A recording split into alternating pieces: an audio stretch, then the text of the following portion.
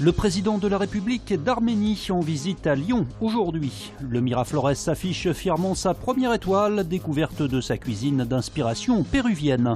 Enfin, l'Olympique lyonnais se prépare au choc ce soir face à l'AS Roma.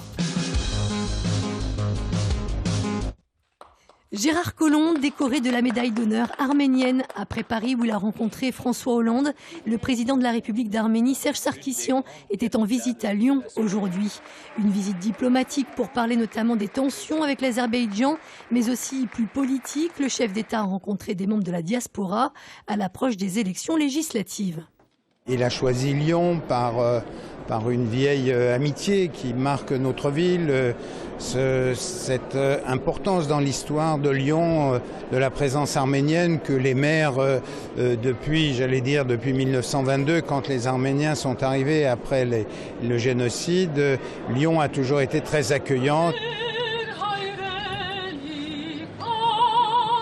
Le président Sarkissian s'est d'ailleurs recueilli quelques minutes devant le mémorial du génocide arménien place Antonin-Poncet. Mais au-delà de cet aspect commémoratif, la ville a profité de cette visite présidentielle pour conforter sa coopération avec la ville de Yerevan notamment, une coopération mise en place depuis 25 ans. Il y a toujours un volet économique qui est très intéressant dans le cadre de ces visites. On manque encore de forces vives et on manque encore d'investisseurs en Arménie afin de développer l'emploi. Et bien sûr le tourisme aujourd'hui qui est un axe de développement soutenu par la ville de Lyon, soutenu par la région. Une coopération qui devrait se poursuivre. Gérard Collomb a évoqué une visite d'une délégation de chefs d'entreprise prévue en 2018 à Yerevan. C'est très insolite et alors c'est bien, je pense que les douaniers ont pensé à nous. Un cadeau insolite, les douaniers de Lyon viennent d'offrir à la banque alimentaire 13 tonnes de fruits, des pommes et des oranges qui servaient à dissimuler de la drogue, près de 300 kilos de cannabis, dans un camion frigo arrêté sur la 7 dans le Nord-Isère.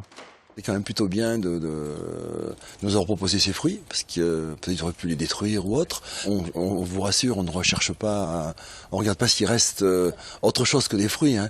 Je crois que les douaniers ont fait leur boulot, et c'est bien, nos associations sont heureuses. Ils vont faire de la confiture, vont faire des pommes. Mouvement de grève aujourd'hui au CADA du Rhône, le centre d'accueil pour les demandeurs d'asile. Le personnel dénonce un manque de moyens pour mener à bien ses missions, notamment suite au démantèlement de la jungle de Calais. Donc on est censé accueillir ces personnes-là dans des bonnes conditions pour leur permettre de se poser et de faire une demande d'asile en France qui va être cohérente et qui va décrire le parcours qu'elles ont vécu. Et malheureusement, en fait, au quotidien, ce qu'il y a, c'est qu'on est de moins en moins nombreux de salariés, des suppressions de postes, des départs à la retraite qui ne sont pas remplacés, des manques de moyens, tout simplement, en fait. Donc toujours de moins en moins nombreux pour s'occuper de plus en plus de personnes.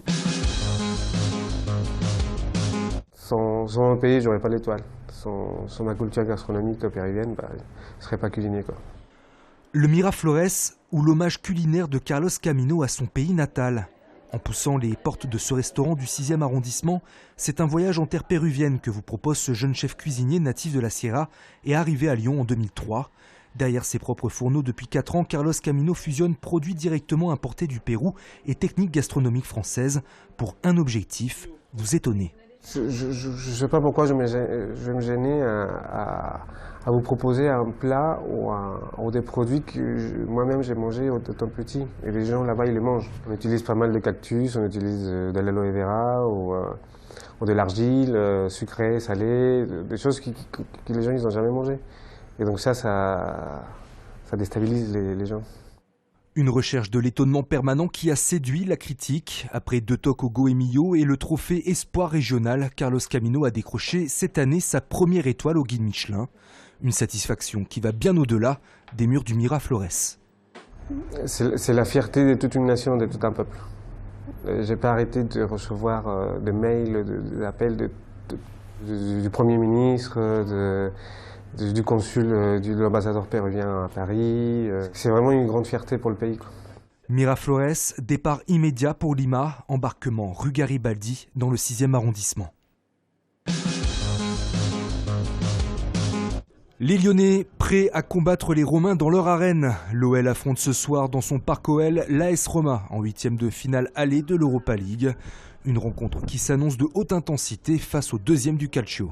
On a eu un tirage qui est certainement un des tirages les plus difficiles, mais je me dis aussi que de toute façon, si on a cette ambition d'aller au bout, il faut aussi être capable d'éliminer des grosses équipes. Et donc la Roma est une des grosses équipes de cette compétition. Donc on va se donner les moyens de se qualifier, même si on a beaucoup de respect pour cet adversaire. On sait que c'est un adversaire qui sera très difficile à jouer. Mais je pense qu'on a aussi les armes et les moyens de se qualifier.